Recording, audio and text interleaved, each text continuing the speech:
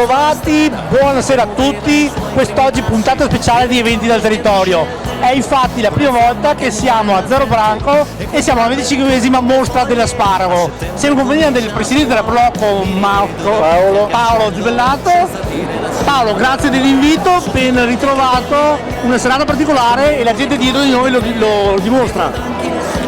Buonasera a tutti, la gente la vedete. Noi siamo qui in questa serata intitolata L'amore entra senza avvisare. Perché? Perché abbiamo dedicato questa serata alla solidarietà in favore di chi intrattiene gli ammalati negli ospedali pediatrici di Kiev in Ucraina.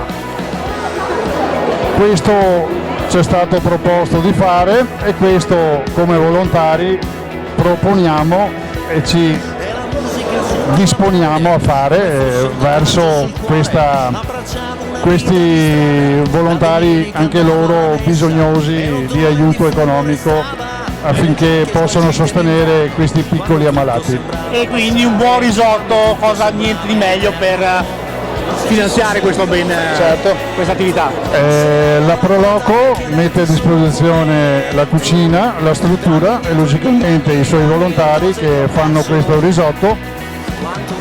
Chi questa sera offre i 5 euro per risotto sa benissimo che saranno tutti devoluti all'associazione, sicché la Proloco non ha nessun introito dalla vendita del risotto. C'era un angelo in mezzo alla strada che muoveva i suoi primi passi, il ricordo sbiadisce nel tempo come fiamma che muore nel vento e quegli alberi con che una bellissima iniziativa.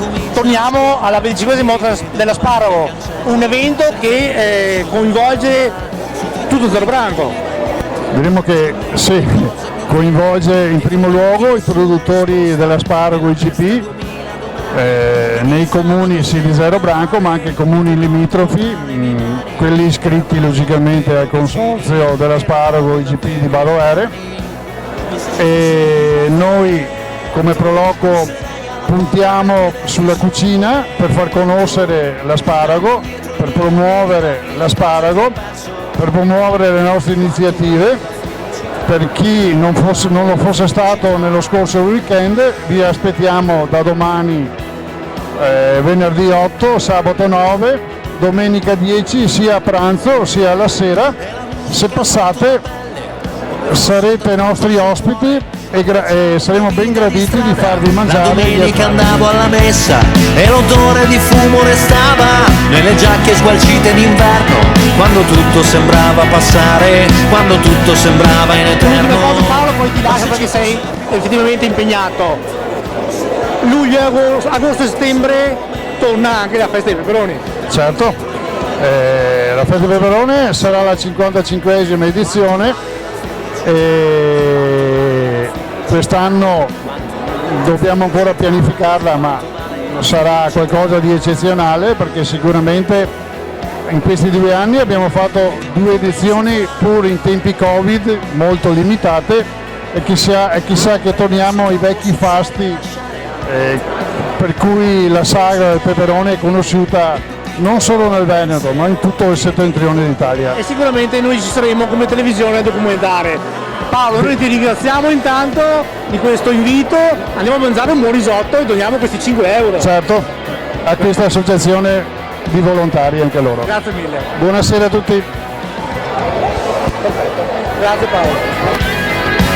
Ma se ci fosse più vento, busserei alla porta per chiederti solo un momento.